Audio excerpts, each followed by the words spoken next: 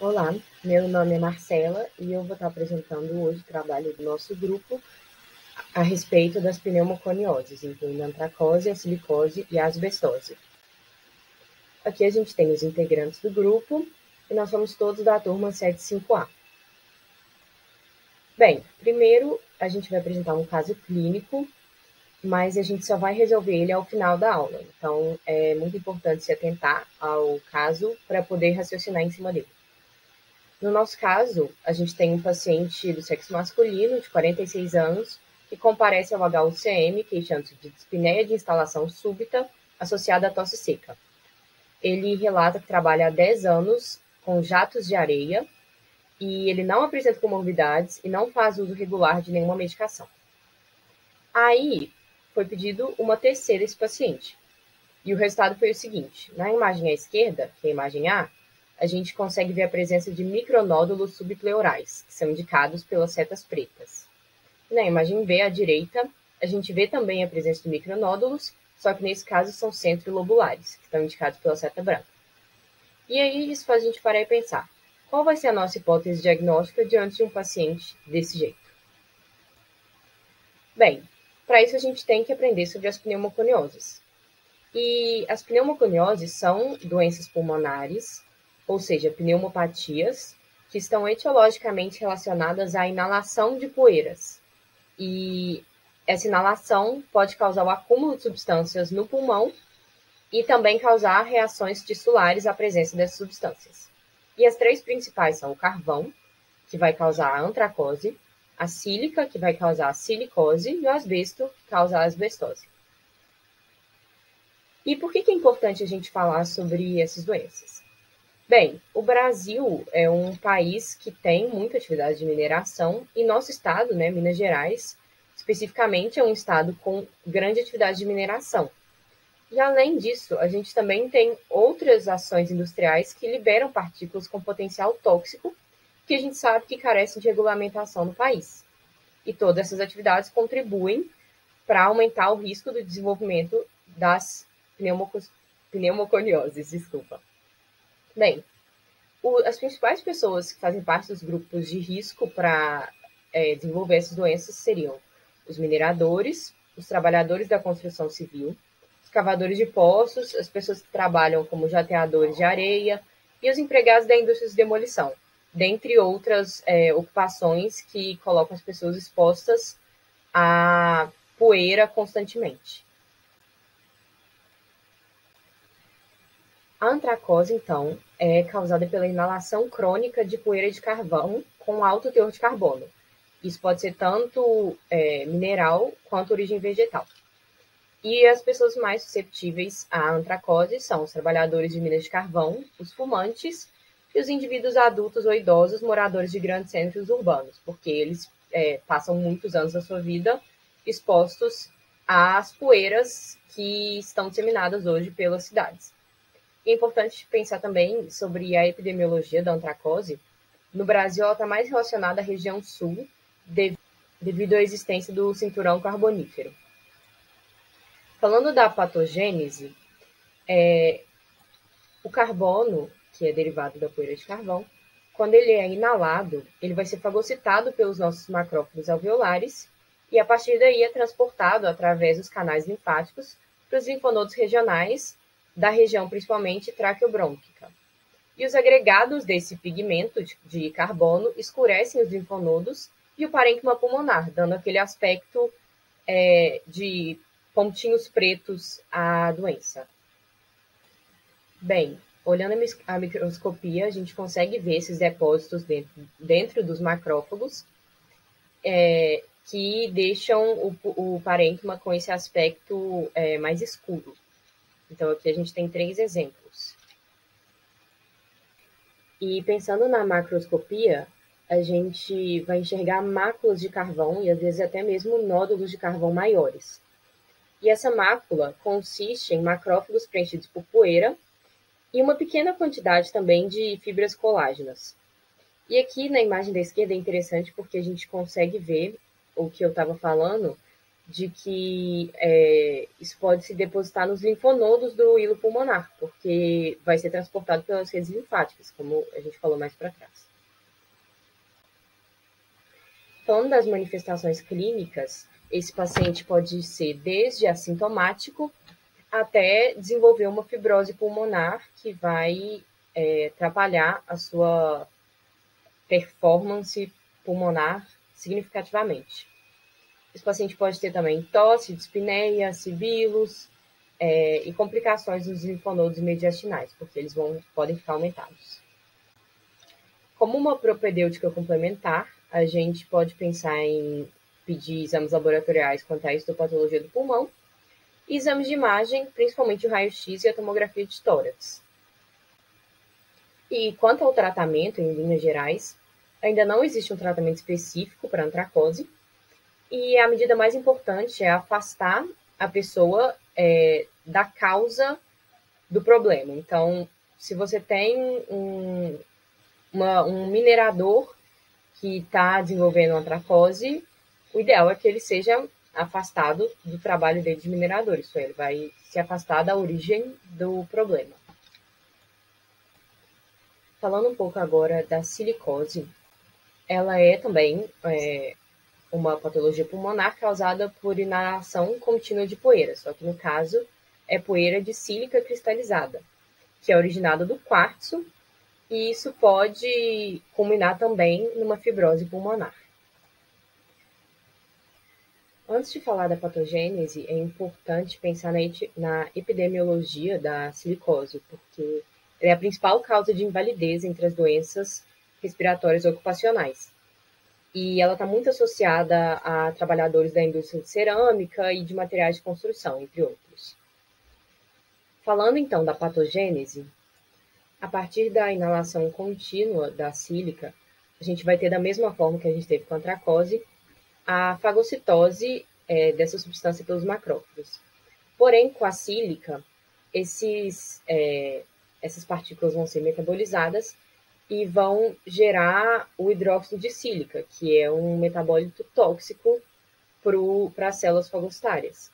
Isso faz com que ocorra uma ativação persistente, uma quimiotaxia de macrófagos em território alveolar constante. E isso cria uma cascata inflamatória constante e acaba culminando em fibrose tecidual. Na microscopia, a gente consegue ver que essas partículas de sílica inaladas, elas acabam culminando na formação de pequenos nódulos, que são os nódulos silicóticos, que a gente vê aqui nessas imagens. E macroscopicamente, com o tempo, aqueles pequenos nódulos vão formando áreas de fibrose nodular coalescente, mais frequente nos lóbulos superiores do pulmão, e isso vai substituindo o parênquima pulmonar por fibrose. E aqui a gente consegue ver a área com silicose.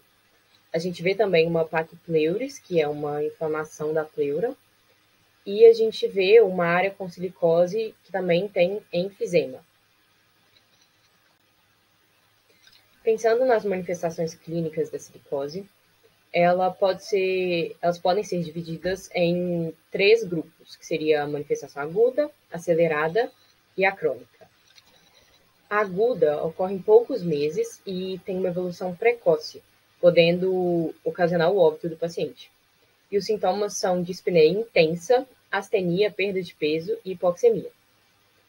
A forma acelerada seria o estado de transição entre a forma aguda e a crônica, que, por sua vez, inicialmente é assintomática, mas evolui com dispneia progressiva.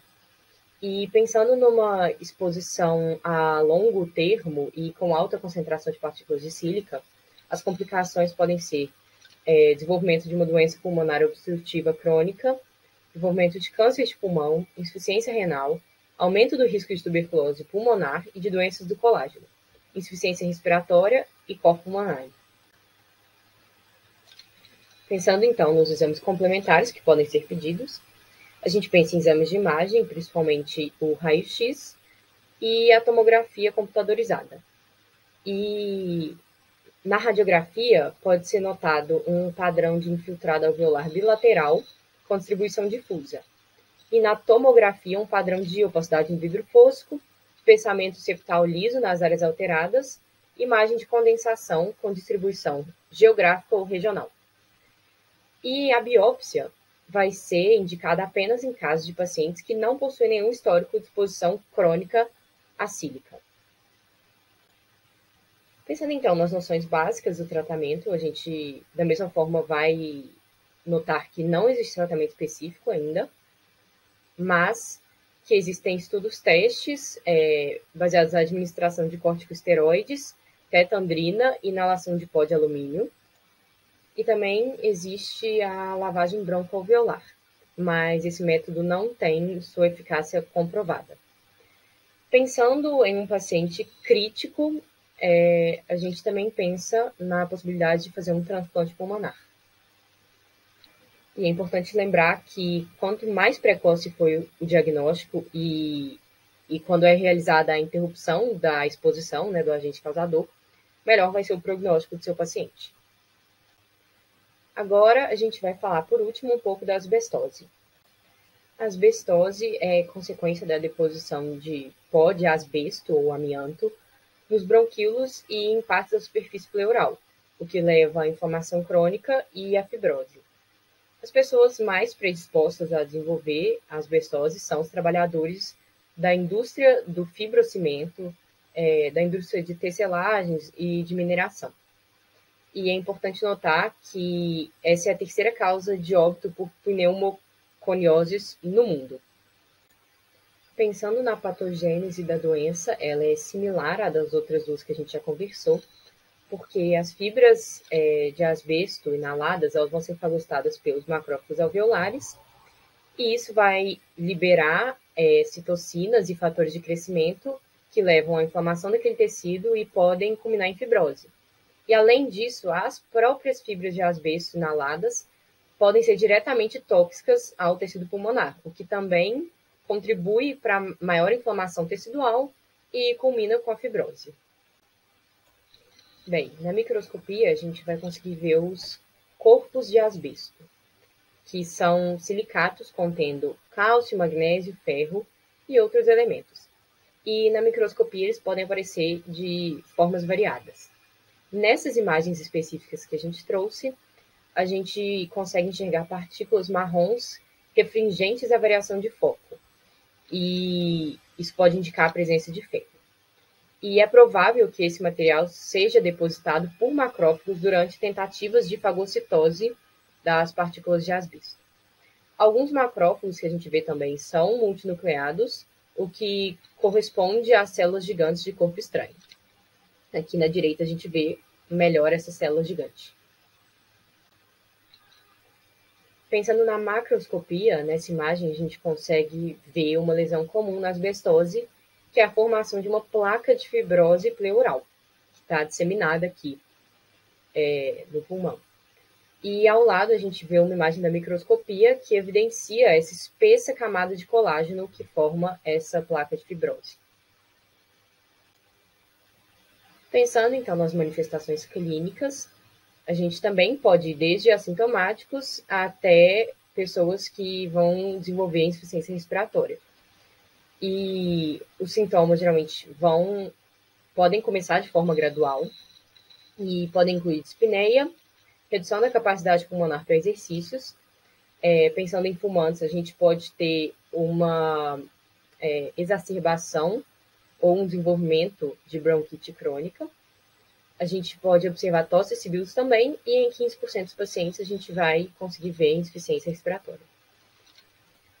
A asbestose avançada pode causar também o baqueteamento digital, que a gente vê nessa imagem, e em casos graves pode culminar com insuficiência cardíaca, que seria o corpo pulmonar. A gente não pode deixar de falar das complicações da asbestose, principalmente do mesotelioma, que é uma massa tumoral e que tem origem na pleura visceral, e na literatura tem como única causa conhecida a asbestose. No entanto, mesmo em pessoas com essa condição, o mesotelioma é um câncer raro e o seu diagnóstico por microscopia é muito difícil. Mais comumente, a asbestose vai predispor ao surgimento do carcinoma broncogênico e não do mesotelioma, mas é importante citar isso, porque é a única causa conhecida do mesotelioma. Aqui a gente vê imagens do mesotelioma, que é claramente associado ao asbesto. Fazendo, então, uma pequena comparação entre a asbestose e a silicose, a gente vê que a causa da asbestose é a inalação de fibras de asbesto e da silicose é da inalação de poeira de sílica. E o mecanismo das doenças é um pouco diferente, porque na asbestose a gente vai ter um mecanismo de irritação mecânica feita por as partículas de asbesto.